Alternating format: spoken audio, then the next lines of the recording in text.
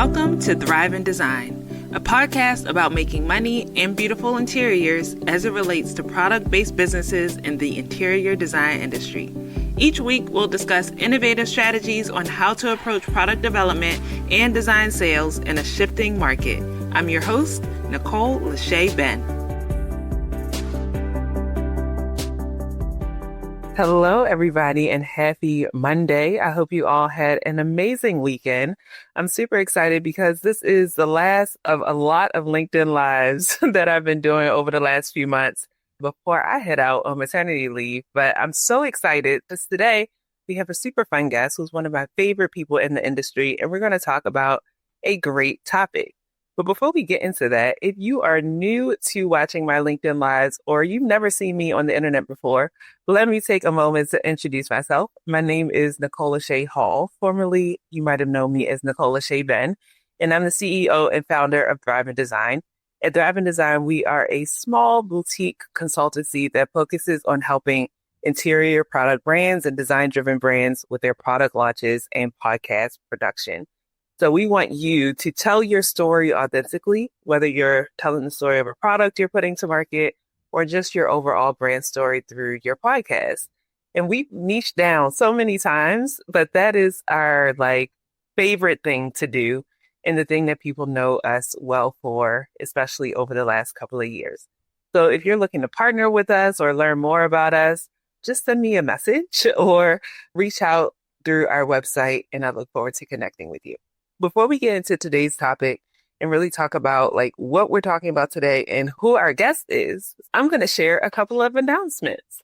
So at Thrive in Design, of course, we are a service-based business of what I just explained, but we also have an amazing podcast that streams in over 24 countries, over 5,000 downloads, and people love it. I love it. I love hosting the show. But we talk about everything from product development, design sales, a designer's perspective, and everything in between. And we are coming up on season 8, which launches next Thursday, July 10th, which is pretty remarkable. I just started the podcast probably 4 years ago in the corner of my room, and I did not ever imagine that anyone would listen to it. But now all of you guys are listening to it all over the world and all over the country, and I cannot wait for you guys to hear what we have in store for season 8.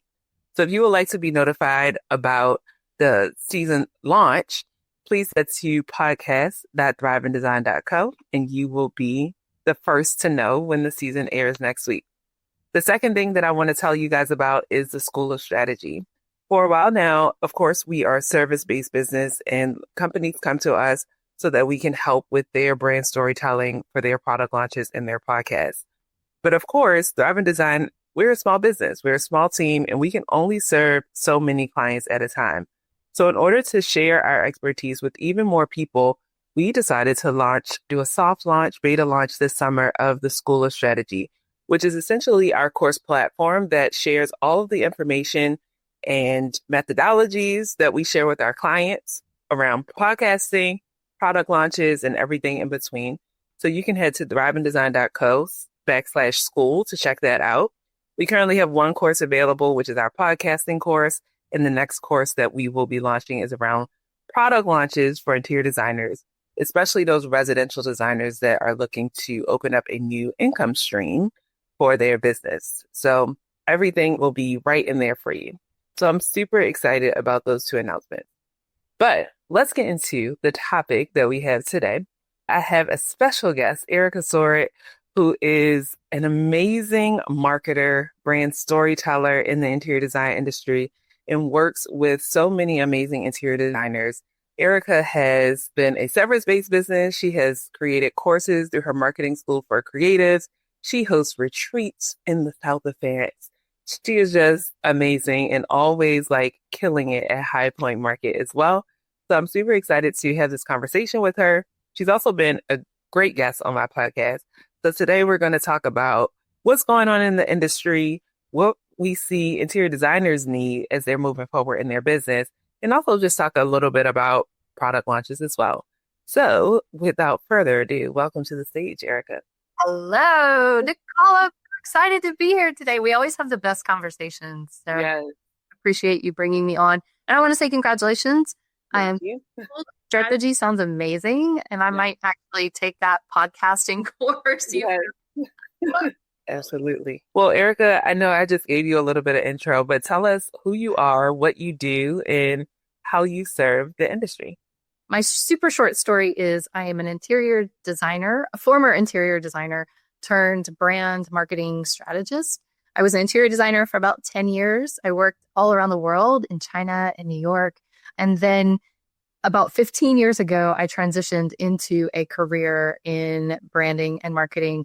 And I only work specifically with our industry. So with interior designers, architects, builders, and then manufacturers as well. That's the only thing I know. It's the only the only industry I could ever really kind of thrive in. And so I love our community. I love helping designers and brands understand who they are from a kind of core point of view, like what's driving their decision making, what gives them purpose in their business and in, serving their clients and their customers.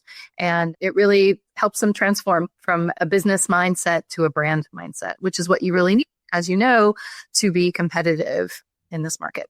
Yeah, absolutely. And I actually forgot that we had that in common, that we both started with like an interior design background and have transitioned into this world of brand storytelling and marketing and have really like honed in on the industry. I know for me, when I first started driving design, it was not what it is now.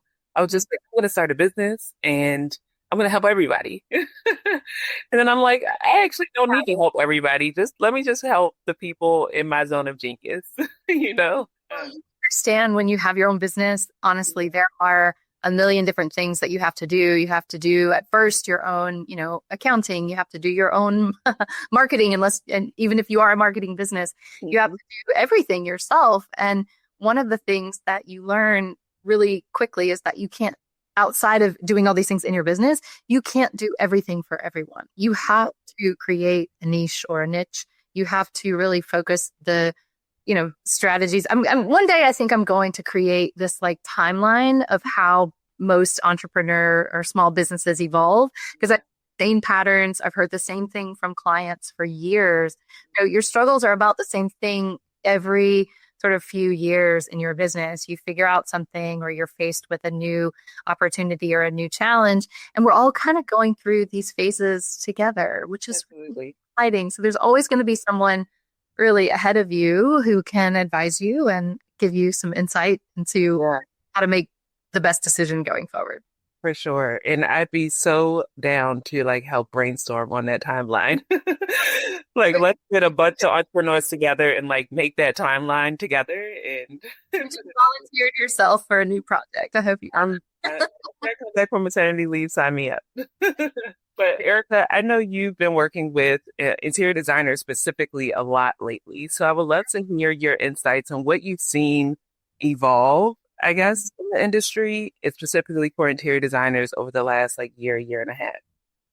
I won't go too deep into this because I think if you are running or embedded into an interior design business and you are some sort of, stakeholder in what's happening from the business development side, you have seen this industry change very quickly over the last, I would say, 12 to 18 months. We all went through COVID. We all understand that enormous benchmark when it comes to the perception around the value of interior design and the value of the products we have in our home, right? We found quality, the conversation around what was in our products, what was in our home to be much more valuable and important in our own, well-being and the well-being of our kids and our, people that we're sharing these spaces with. But so 2020 was one thing. And then as an industry, we sort of went through ups and downs. It sort of normalized again with, construction and new housing starts and all the things that really were affected by COVID. But then really what we've seen in the last, again, 12 to 18 months has been beyond normalizing. We've seen an election year where people were really panicking around, what to do with their money or their investments, really unsure as far as the market being kind of in a stable place. We've seen shifts in how many people are entering our industry, right? We have a lot more competition from the interior design side, a lot more people entering, following their passion, right? Going back to school to start an interior design career or, moving into maybe product or a different, way to evolve their business. So not only did we have these market conditions that are affecting the overall kind of market of interiors and home and building and construction, but we've got this really much more larger playing field of designers and players, right? Decorators, designers, product developers, all the people who are bringing new product, new interiors, new ideas into our space, which is great. Yeah. The is what I've seen much more frequently are designers coming to me and brands even with the same the same problem. I don't stand out anymore. Yeah. My marketing it's like stalling, or no one's paying attention. My phone stopped ringing. That kind of conversation I'm hearing now again and again and again. And I say, it's not, of course, it is some things we need to make and change in your business, because you've got to have a different strategy. When the market shifts, you have to shift as well. So if you're still doing the same things you were doing 2 years ago, 5 years ago, my goodness, the way people think about design has changed. The way we access information and put faith and trust in the information that's out in the world has changed, right? The way the industry functions has changed. So you have to change too. Your brand, your message, all of the way you show up to market yourself has to change and evolve. So that for me feels like a little bit right at the state of the state in mid-year 20, Q3 almost. 2020. Tomorrow. 2025. And I hope that tracks to what you're feeling and seeing too. Yeah. And I think for me, especially when I first started the Thrive and Design podcast, I really wanted to get the message out like, hello, even if you are marketing, brand storytelling, whatever, at the center of it needs to be your audience and understanding what their pain points currently are. And that understanding comes through research, secondary research through, current events that are happening in the market, primary research through like interviews, surveys, et cetera, to understand your audience and how those events are affecting them and their behaviors, even specifying or buying behaviors, and then taking those insights and actually applying it to what you are doing as a brand or as a designer or as a business owner, et cetera. So that is my hope, because I feel like even though there has been this shift and people have a realization in this aha moment, like, oh my gosh, what we were doing is not working anymore. Now what? I hope that it makes a shift to be like, okay, now what? As we move forward, please, oh please, have like a customer journey and research at the center of everything that you do so that you can be ready to pivot at any moment. Because as we've seen, we've gone through a pandemic, elections, tariffs, like there's so many things. There's headlines every single day that are going to continuously affect the economy and the world and trickle down to our industry. So if people are like, what do we do? The first thing you need to do is know your audience, be in tune with them.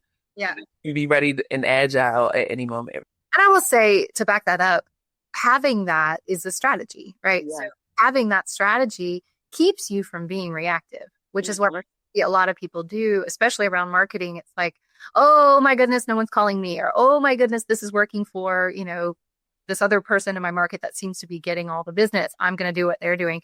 That is reactive behavior that will do nothing but drive your anxiety level high. Yep. You burning money, which, has no real strategy for how you should be doing it. So mapping out the values that you believe in as a company that help drive decision making and that work toward goals, that is the way to keep yourself sane and keep your business aligned or calibrated with, your own financial and sort of marketing goals. And so you won't be overwhelmed. It's one way to keep the overwhelm from really getting to you, which again, if it's just you or a small team, you've really got to lead, right? And leading begins with having a plan. Yeah, absolutely. So basically being proactive, I had to write that down in your marketing and work towards goals, like that will underline the goals. And you know what also that does is and as we all do, need to at times in our, personal and professional lives, reach out for help, right? So you're going to reach out to, another person to consult with you on your strategy or your marketing or your branding or your ad strat, whatever it is, right? You've got to be able to show them, here's what I've been doing, right? Let's put our brains together and figure out how to make it more effective or operate, better or save money or whatever it is. If you're just coming with like, again, think about it like even from a personal line, like if you're coming with just like all of this stuff and none of it's like organized and you can't communicate clearly what it is you're working toward, then someone can't effectively help you. So do it for yourself, do it for your future you if you need to kind of bring someone in to put eyeballs on helping you find a solution. And yeah.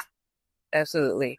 So let's quickly talk about like standing out, because that's one thing that you just said that people are coming to you a lot. They're like, hey, Yeah. it's getting pretty saturated in this market.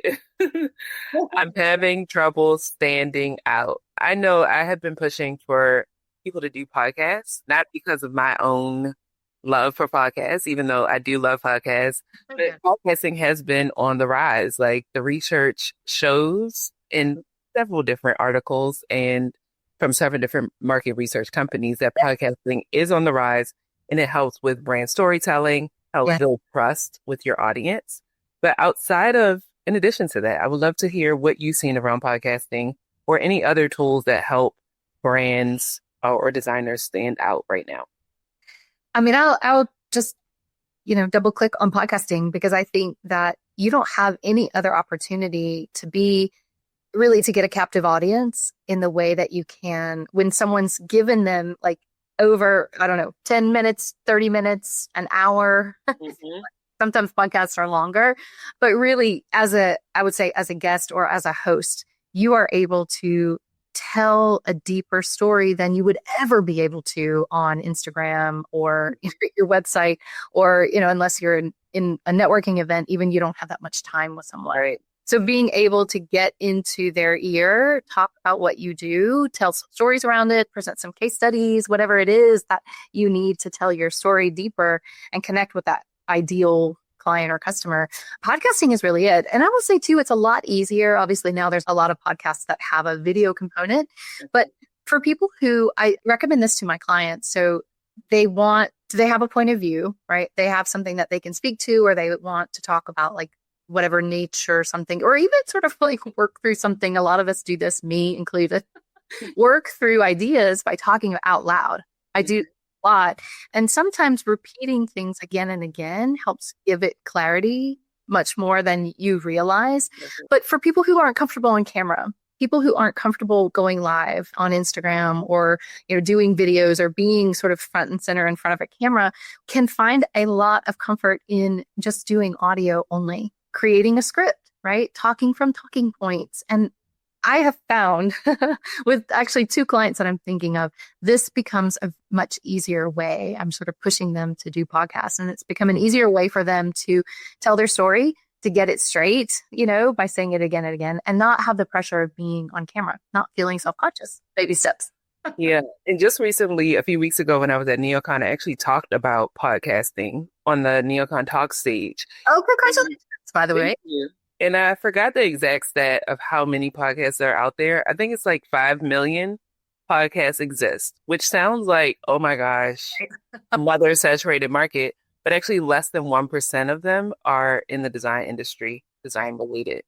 So if you I don't even know what the math is. I used to be like, oh, math whiz and AP Calc back in high school. But whatever that number is, that's actually not that much. And when you talk about, just 1% of 5 million in the whole entire world, how many of those people are actually consistent? How many of those people are actually telling an effective brand story? Probably not that many. So you don't actually have that much competition when it comes to podcasting in the design space and effectively telling your story. Can I add one more thing to that? Yeah. And I would say also think about when we talk about marketing and branding, one of the things we want to do is create, a moment where people share, right? Like word of mouth. And we can do that with interior design. We can do that with product, right? We do that amongst each other as interior designers. Hey, did you hear about this brand? Have you, whatever. We can talk about that. But imagine someone sends you personally, texts you like, hey, I was just listening to this and I thought about you, right? you're going to listen to that. And all of a sudden, there's so much more, again, equity.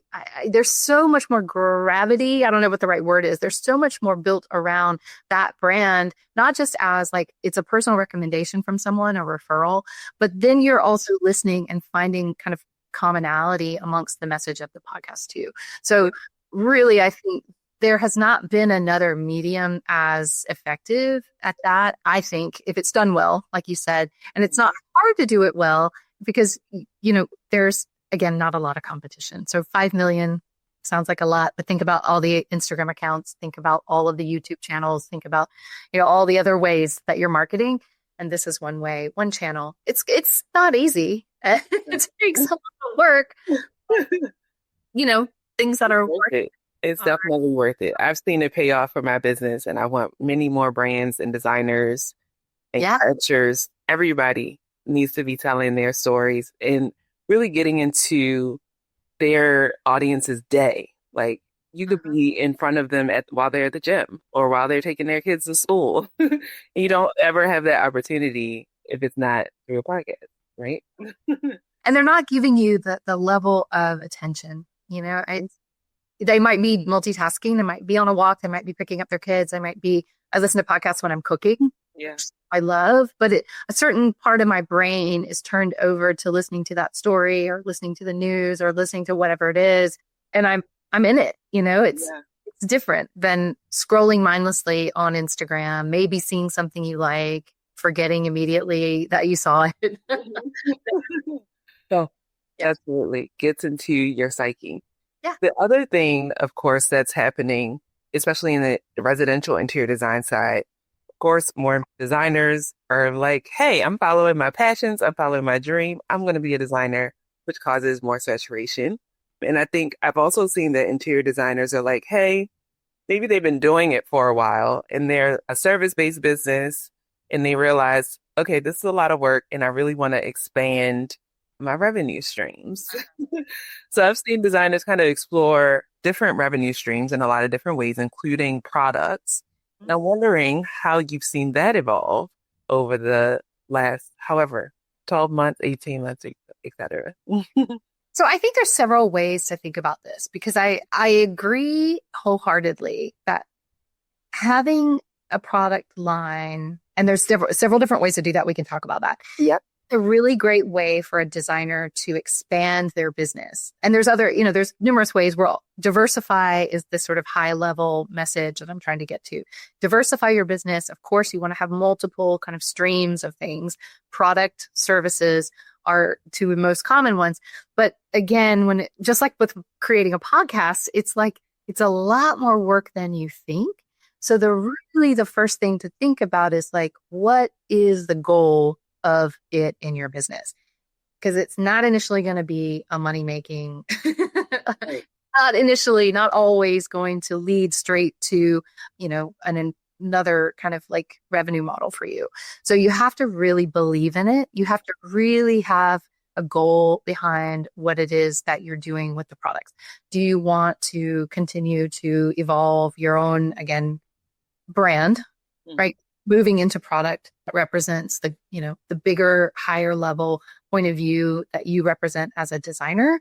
Is it, something else? Is it, again, do you want to run a whole multi-line, e-commerce side of your business, or is it just about like one particular product?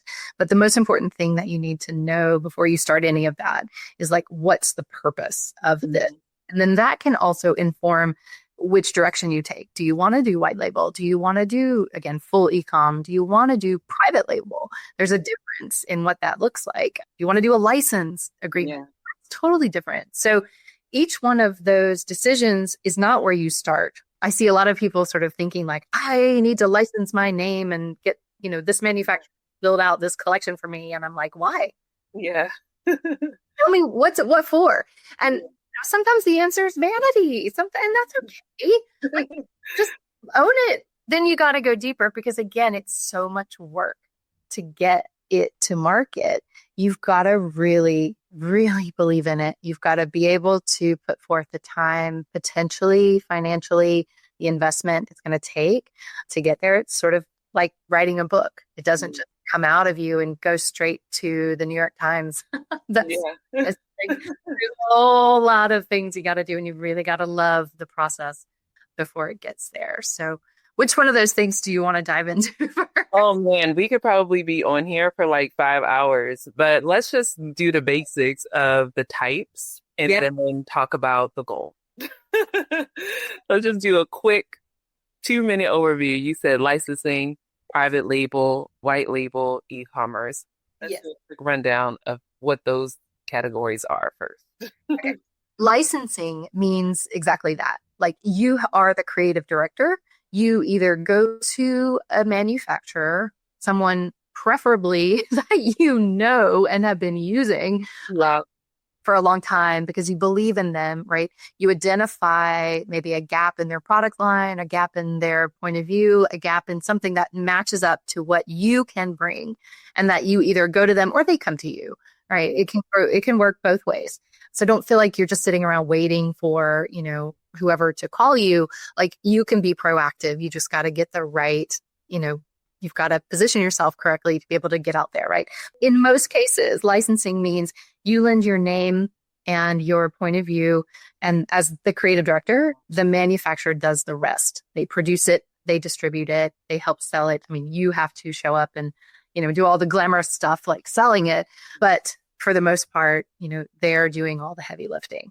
Private label means that you are selling under your own brand, but it's probably not a product that you have built or developed, right? It's something that a manufacturer will already have possibly in line that you might customize a little bit to create something that's going to be unique to you. Maybe if it's upholstery, it's like, a specific line of fabric, right? It's going to be COM or something that you really believe in or perhaps have designed yourself, or it's going to have a longer seat, or it's going to have, more something, right? Be a little bit of a modification potentially, or it's something that the manufacturer is just going to make, and then you're going to have your own label on top of it, right? So it'll be like the Nicole Hall sofa collection that you sell, right? But you're not making it, right?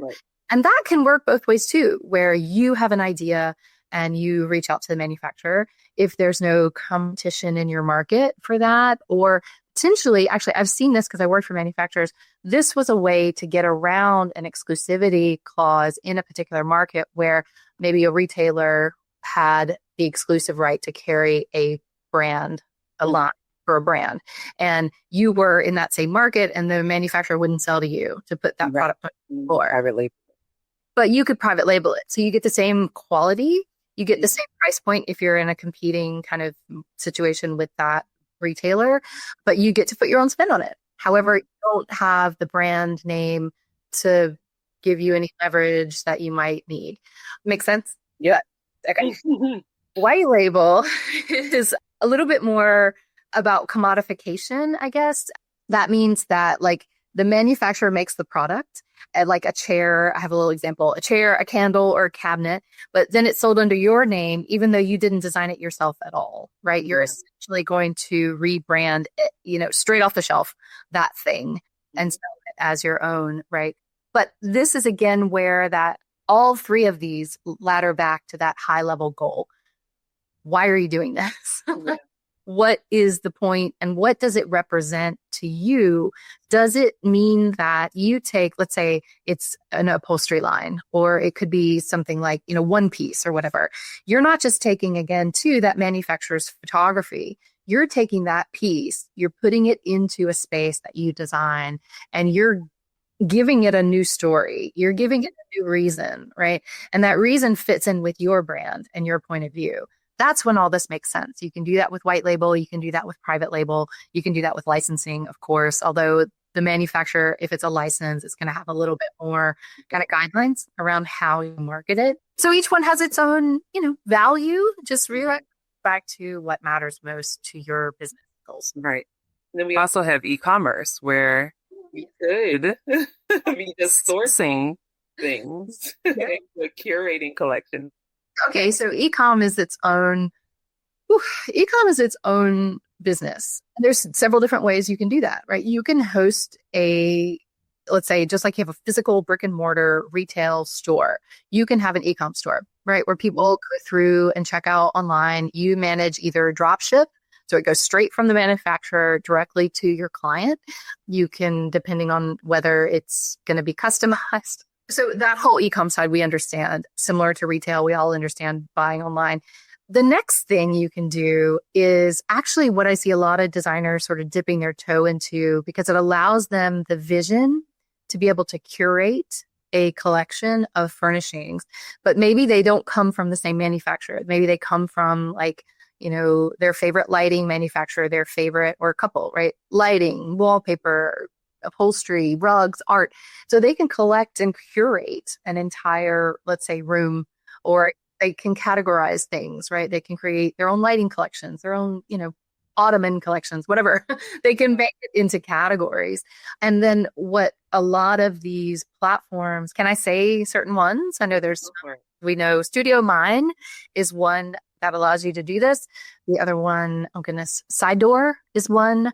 The Expert, we all know the Expert. So no, that's really higher level. And they're, that's invited. I think you need to be invited to create your own shop or your own store, but then they manage all of the things for you, like delivery, returns, which is huge in case anything arrives damaged. But that's going to give you that freedom from doing all that stuff. All the designer has to do is curate the vision, which at the end of the day, again, think about what you're doing when you think anything about product, because what you don't want to do is limit yourself to being a person who, not limit, but like the value of design is the vision. The value of really what an interior designer is selling is, at the end of the day, is a unique, one-of-a-kind point of view on how to put a space together. Commercial, residential, doghouse, dollhouse, whatever it is, right? You own the vision. But product is one way to make money from that, but make sure that you're not tying yourself to, a certain specific, just about product, right? Because that way, then that's when people start shopping you, right? Yeah. They can find a comparable, sofa wallpaper option for a lesser price. Then all you've done is give your ideas away. When the goal was probably to create another revenue stream and you completely lost sight of it. To sell your vision, right? At the end of the day, it's what interior design is. It's about creating the vision for the whole space, not just the sofa. Yeah. Part of it. So thanks for giving us that high-level tutorial just now. We talked about licensing, private label, white label, e-commerce. But I think the gist of what you just said is, as a designer, especially if you're a designer, and your goal is to tell a story and curate spaces and curate memorable spaces, if you're a residential designer for somebody's home, right, that they're going to make memories in, don't lose sight of that, right? Because if you really get into the weeds of any of these options, whether it's licensing, private label, white label, e-commerce, etc., you can really get into the weeds of all of the details of manufacturing, from the manufacturing all the way down to customer service, especially if you're doing e-commerce side.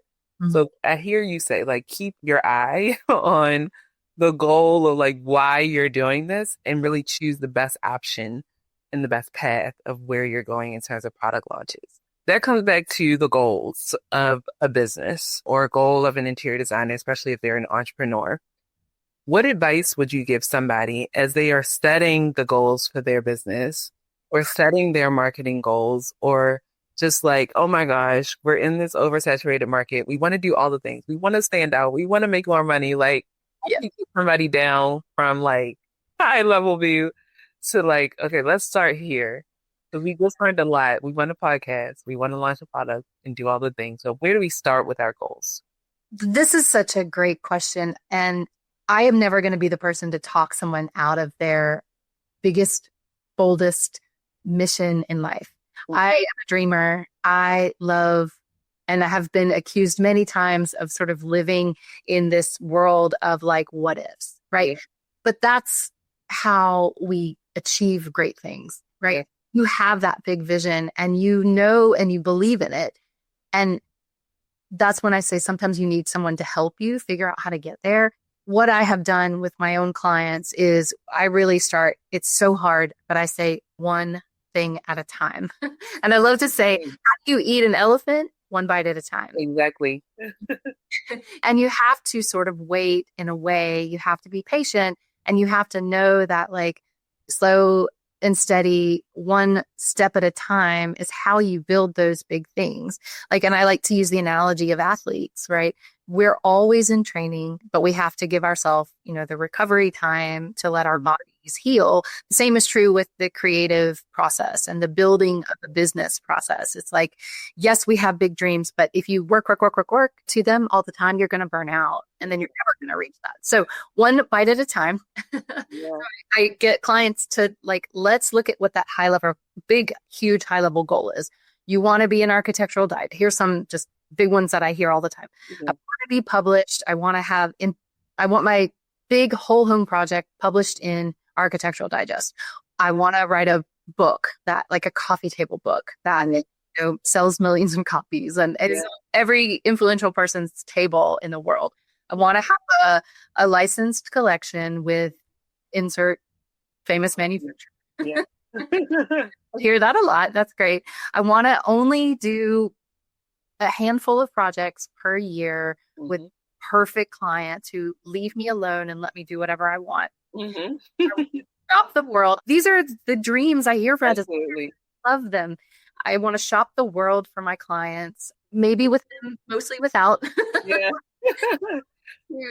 Just find and buy whatever I want. I want to be able to have a team that respects me and follows, my direction and doesn't make mistakes and does really high caliber, high quality work. And I want to be known for all of those things. And I want to be respected. And I want people calling me for, TV shows and for, public appearances. So that's the kind of big high level dream. Almost sounds like me, basically. Yeah. Who doesn't want that? Like, what's the runway for that? Yeah. It's not a year.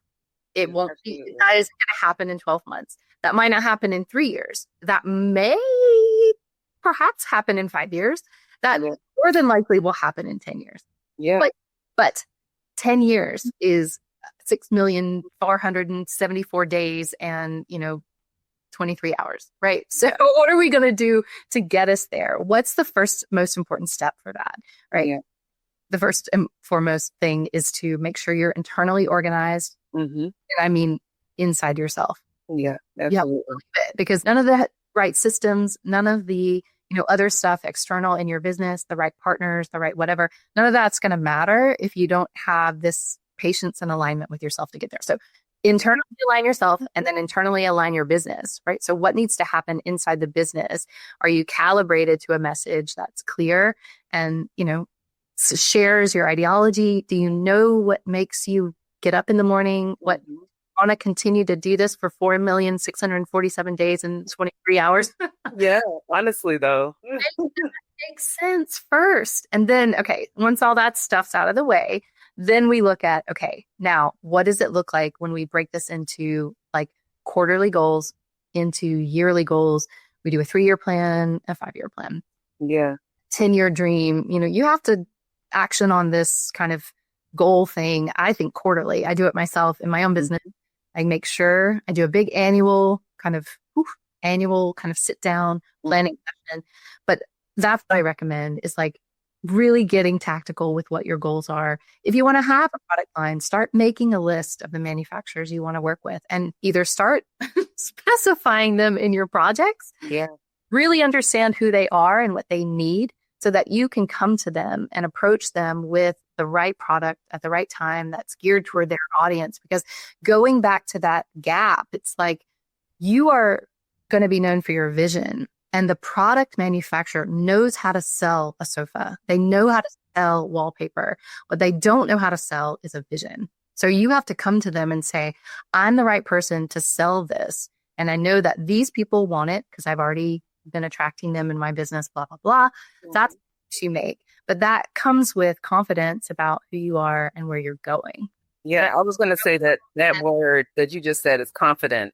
Yes. The boldness to also keep going because in all of that journey, whether it's a 10-year plan, 20-year plan, longer sometimes, you have to have the confidence and the boldness to keep going because there are going to be like no's and doors that don't open. As you were even just sharing that, I was just thinking about my own journey. Like for me, I decided that I wanted to pursue a career in interior design when I was 12 years old. I remember like watching HGTV. I was like, wow, like look how happy those people look at the home reveals. Like, I'm like, I want to make people happy in that industry. And at that point, no one in my family had pursued anything in design or art related. Uh, And when I went on to high school, I started taking art classes and I could not draw, Erica. But I was like, I am so like, because I just saw your sketch competition for Neo. I learned. But my if I show you my initial drawings, like ninth grade, Nicole, you would be like, yeah, girl, I don't know if art and design school is right for you. First of all, let's go back and give ninth grade Nicole like a hug. I 'Cause know. I just give myself a hug. look at where you are now. Yeah, but it's like that was at 12. I just turned 35 last week.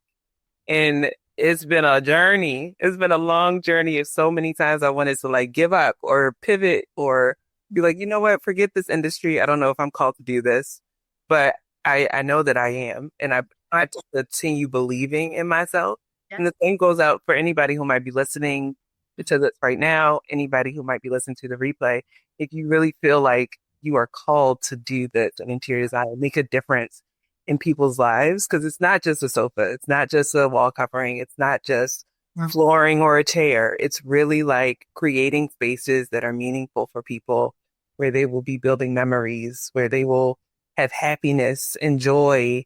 This is just like so much deeper than a product or whatever. So yeah, I love that you went down to, okay, yes, you can have your big far-fetched dreams, but like, let's get to a plan that might take a while. And I'm living proof of that. It might take a while, but and it's okay to keep going and stay confident along the way. I love that. And by the way, just I would say if people haven't voted yet, I loved your email. I thought that was so inspiring to say, I can't remember exactly how you said it, but it was like, this is for the future. It was about confidence. I think it was about like sketching and like feeling like you would have never entered a competition for sketching in the past. You're doing it now. And this is for your future as well. I love that. And I almost didn't do it at NeoCon because I went to NeoCon. Dexter, I went to NeoCon to like talk about podcasting. I'm like, this is my debut at NeoCon. I'm gonna get on this stage and I'm talking about podcasting.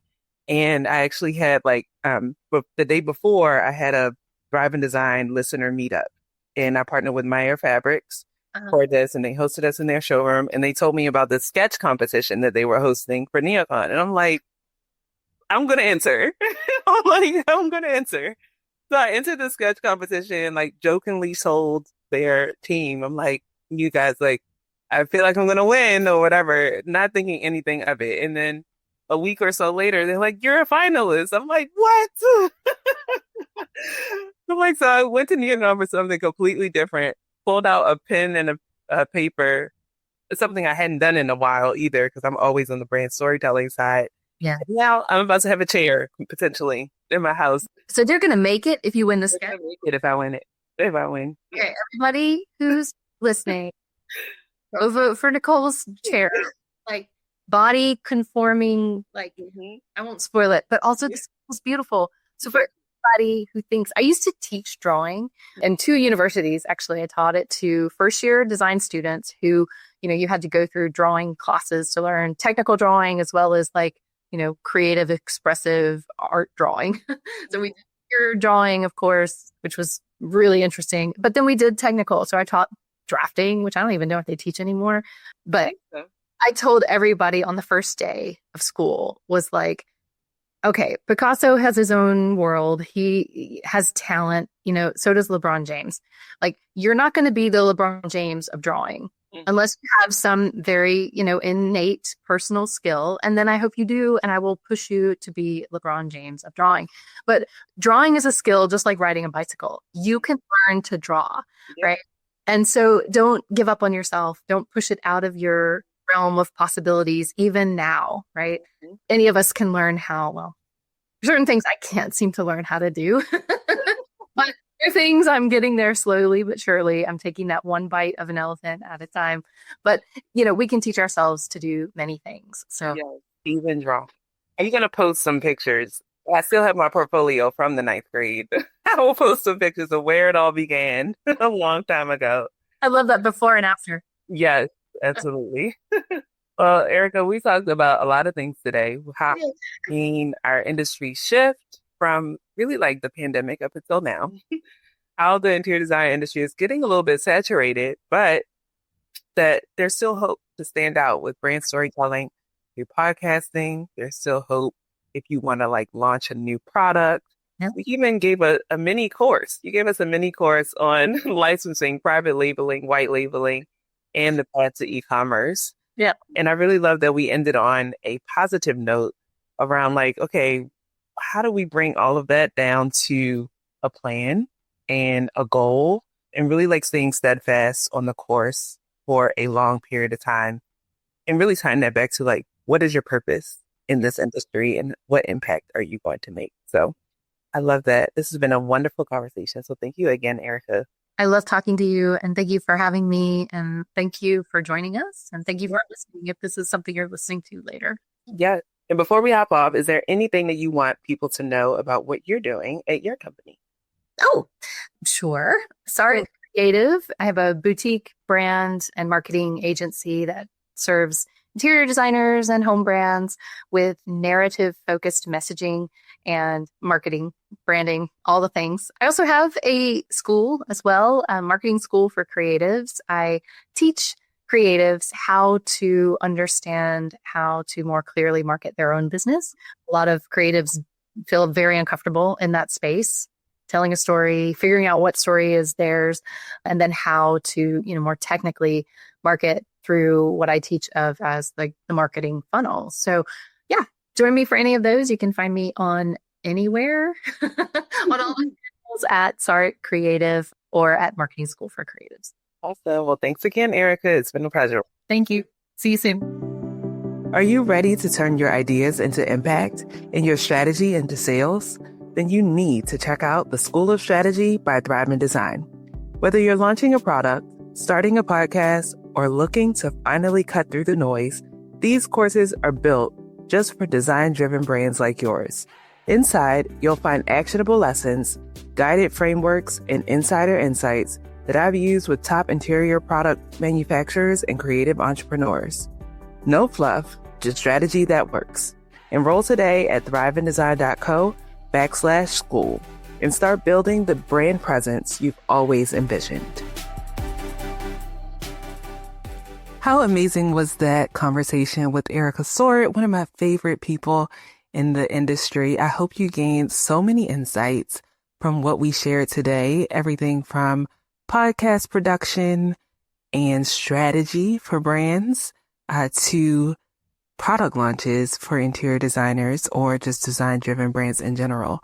There's so many options out there, and I love to support brands on both sides for product launches as well as production of their podcast so that they can effectively tell their brand story, not only for the high level of their brand, but also for the products that they bring to market. Now, I'm no product expert in terms of product development, but I know how to bring a product to market. I love to create a go-to-market strategy.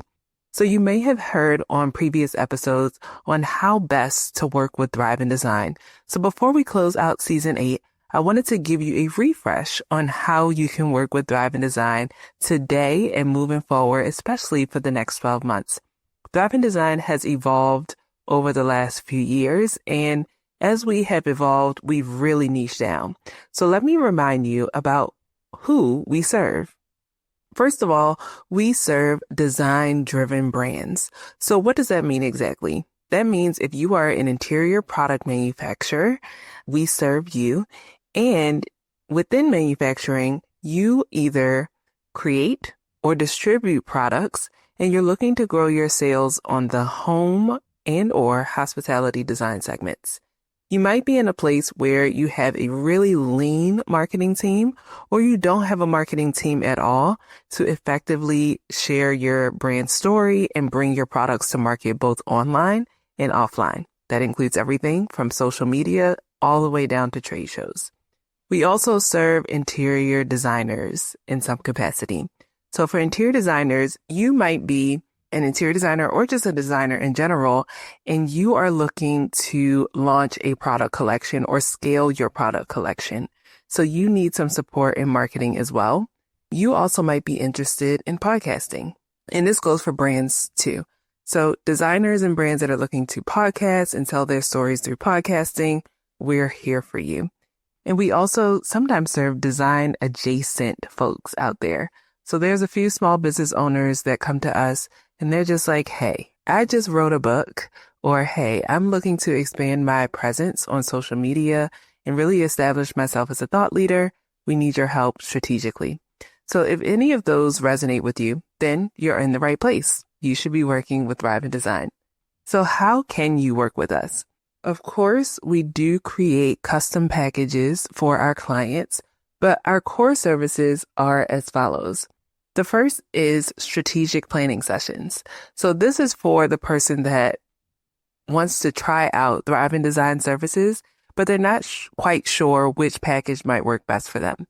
So we have a strategic planning intensive where you work with me one-on-one for a full day. We do a quick audit of where you are in your business and come up with a strategic plan for a pathway forward. That is super simple, and I love those. They're so much fun. Now, if you're ready to move from there and you're like, hey, Nicole, this session was really good. The strategic plan was awesome, which might have involved a recommendation for rebranding, marketing strategy, go-to-market strategy, some research and insights from your customers, etc. And you're like, this is all amazing, but we really need help executing all of these things because we don't necessarily have the bandwidth on our internal team to execute. Well, then you would be moved over to be a retainer client. That's the next way that you can work with us. A retainer client works with us on an ongoing basis, typically for a minimum of 6 months, and we create a package of services that work best for you. Sometimes that involves branding, that involves social media, marketing, that involves trade show strategy, and beyond. Essentially, we just want to make sure that we tell your brand story effectively, both online and offline, attract your customers, get leads for your business, and make sure those leads are converting to actual sales. Especially if those leads are specifications, we want to make sure that everything is in order to nurture those leads and convert them so that you see an ROI on your investment with Thrive in Design. And the next way that you can work with Thrive in Design is through our new course platform. So you might have been listening to the last few episodes and heard teasers about the School of Strategy. Now, as a service-based business, we get a lot of inquiries all the time. And of course, we can only take on but so many clients. Right now, if you're listening, we actually have spots for 2 more clients on the retainer side. But if you're like, hey, we just really need the insights in how our team can apply Thrive in Design methodologies and expertise to what we're already doing. And that's why we launched the School of Strategy. So we have courses that are ever growing. The first one is a podcasting course, and there will be new courses launched throughout the next 12 to 18 months for everybody from smaller brands, designers, to everything in between. So if you're looking to podcast, if your team needs a foundational course in design and your sales team needs to understand foundations of design and how to use it to sell better, if you want to understand customer journeys, especially for a designer, and how you can refine your customer journey to better resonate with them in the market, all of that will be right in the School of Strategy, and it's launched right now. So all you have to do is go to thriveindesign.co/school to check it out. And then the next way that you can work with me directly, especially, is through speaking engagements. Now, I love to talk. If you haven't noticed already, that's why I have a podcast. But I also love to speak, not only to students. So if you're a university out there looking for a guest speaker, bring me in to share my journey in the interior design industry, which started actually at age 12. Or if you are planning a conference or a workshop, etc., for your team or your organization, I would love to come and share my expertise with the audience that you have curated. So those are the main ways that you can currently work with Thrive in Design. And I would love to speak with you about the next step. So what is that next step? Of course, the next step is a discovery call. So all you have to do is maybe shoot me an email, hello@nicolashea.com, or head to thriveindesign.co and scroll to find the button to schedule a discovery call. During that discovery call, we'll have 30 minutes to just chat, get to know each other a little bit more, and you can share with me what you're currently looking for, especially that aligns with the packages that I just outlined. Then from there, if we see if it's a good fit, I'll create a project proposal, send it your way, and then hopefully we can start working together. So I'm so glad that we've had this recap on how you can work with Thrive in Design, and I hope you have enjoyed season 8 of this podcast, and I cannot wait to share even more insights in the seasons to come. Talk soon. Thanks for joining us this week on Thrive in Design. Be sure to follow us on Instagram at Thrive in Design.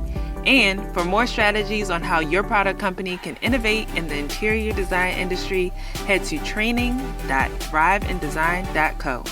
As always, subscribe to the show to catch every new episode and leave us a review so we can continue to create captivating content. See you next week.